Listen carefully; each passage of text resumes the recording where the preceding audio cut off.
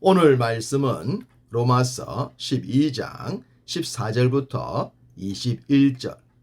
제목은 관계에서 빛나야 할 복음입니다. 지난 시간에도 말씀을 드렸듯이 복음은 우리끼리만 자랑할 것이 아닙니다.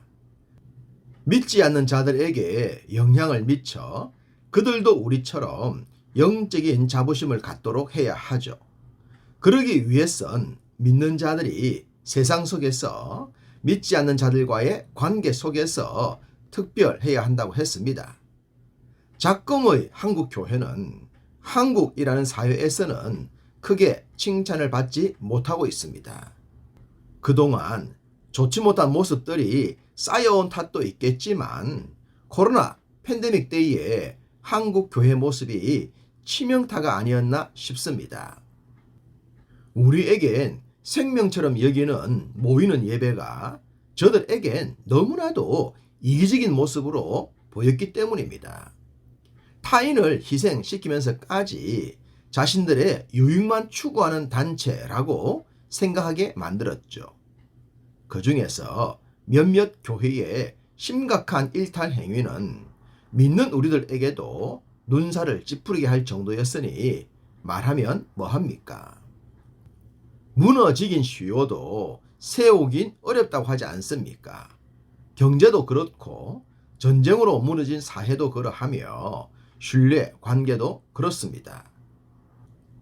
모르긴 몰라도 한국 교회가 이전의 모습으로 돌아가려면 상당한 시간이 걸릴 것 같습니다. 그렇지만 시간이 간다고 해서 해결될 것만은 아니라는 것이 문제입니다. 우리가 생각할 때에도 불신자들이 바라볼 때에도 확실하게 달라졌구나 하는 신호가 보여야 하기 때문입니다. 평가가 다를 수 있겠지만 한국 교회의 대형화는 이런 부정적인 평가에서 자유로울 수가 없습니다. 만약에 한국 교회의 대형화가 순 역할을 했다면 이런 말이 필요 없겠죠. 불행하게도 불신자들도 교회의 대형화에 대해 좋게 보지 않습니다. 이기적인 기업과 다를 바가 없다고 생각하게 합니다. 무엇보다 세습과 같은 문제가 대형 교회에서 터져 나왔죠. 재정적 비리도 비슷합니다. 커지면 더 좋아져야 했는데 그 반대를 보여준 겁니다. 이러니 우리가 아무리 복음이 좋다고 자랑을 해도 그 상품을 믿지 않는 것입니다. 그렇다고 대형 교회를 다 축소할 수도 없고 커지는 교회를 막을 수도 없습니다. 그러니 어떤 교회라도 교회의 본질과 복음의 본질을 놓치지 않아야 한다는 것입니다. 그렇게 된다면 시간이 더딜지라도 회복은 가능할 줄 믿습니다. 사람들과의 관계에서 성도들은 조금 달라야 합니다. 본문에 나오는 경우들을 보면서 생각을 모아 보겠습니다. 14절 너희를 박해하는 자를 축복하라. 축복하고 저주하지 말라. 이것은 자신이 어떤 잘못을 했는데 그에 대한 응당한 조치를 받는 것과는 차원이 다릅니다. 복음 때문에 믿음 생활하는 것 때문에 어려움을 당하게 되는 경우를 말하죠. 정당하게 믿음 생활하는데 믿는다는 이유 하나로 인해 어려움을 당하는 경우가 있습니다. 여러 가지 이유로 교회를 싫어하는 사람들이 있죠. 그들은 우리가 교회를 다닌다는 이유 하나 때문에 무조건 싫어하거나 힘들게 하곤 합니다. 특별히 상사일 경우는 더 힘들죠. 이럴 때 우리들의 모습은 아주 중요합니다. 눈엔 눈, 이엔 이 식으로 대하면 관계는 더욱 힘들어지기 때문입니다.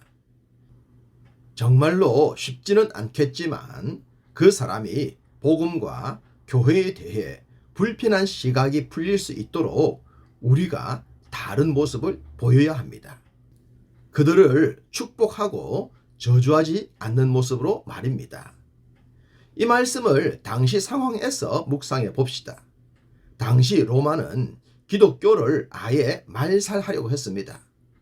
관계성을 떠나서 교회 다닌다는 이유 하나 때문에, 예수님을 믿는다는 이유 하나 때문에 죽임을 당하거나 모든 것을 빼앗길 상황이었습니다. 이런 상황에서 로마를 사랑하고 축복할 수 있겠습니까? 열심 당원처럼 칼을 품고 살면서 눈엔 눈, 이엔 이로 사는 것이 정당해 보이지 않겠습니까? 만약 그러했다면 절대로 로마는 복음에 무너지지 않았을 것입니다. 그러나 축복하고 저주하지 않는 삶으로 인해 결국 로마를 복음에 굴복시켰죠. 힘들고 시간이 걸리겠지만 이 방법에 순종을 해야 합니다. 이 말씀의 내용은 19절과 21절 말씀과도 병행합니다. 원수를 대하는 자세에 대해 말씀하기 때문입니다. 우리를 박해하는 자가 곧 원수라고 할 수 있지 않겠습니까? 박해가 현재적 시점이라면 원수는 과거로부터 내려오는 관계라고 하겠습니다. 원수나 우리를 박해하는 자는 결코 좋아할 대상은 아닙니다. 그렇지만 그들을 복음으로 변화시켜야 할 목적이 있기 때문에 우리가 달라져야 한다는 겁니다.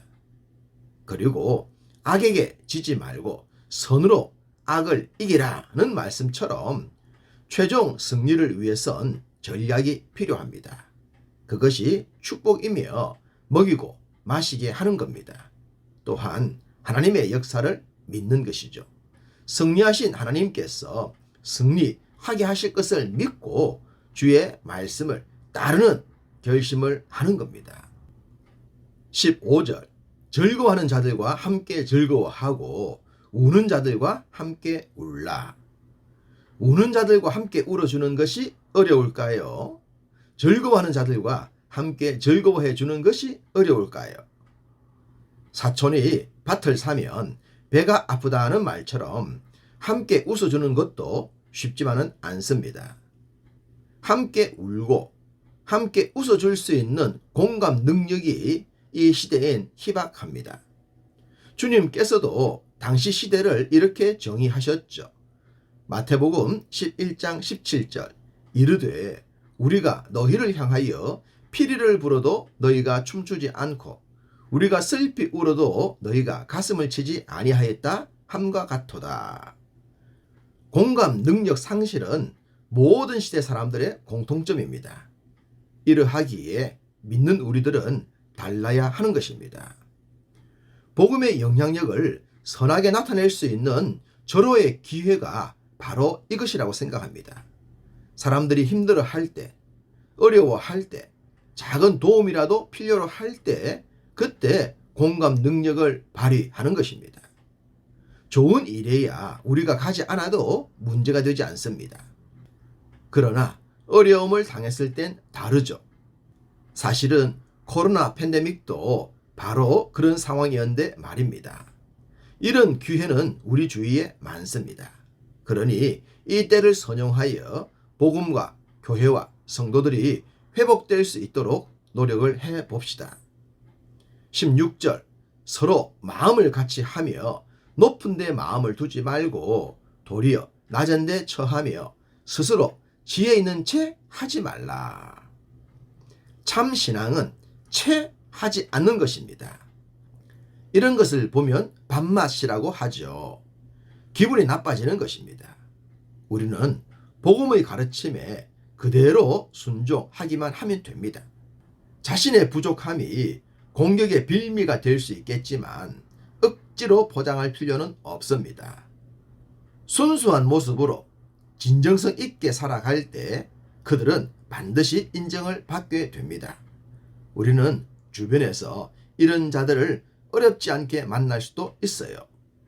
복음은 순결합니다. 그 복음에 순종하는 삶을 살 때 관계 속에서 빛날 줄 믿습니다.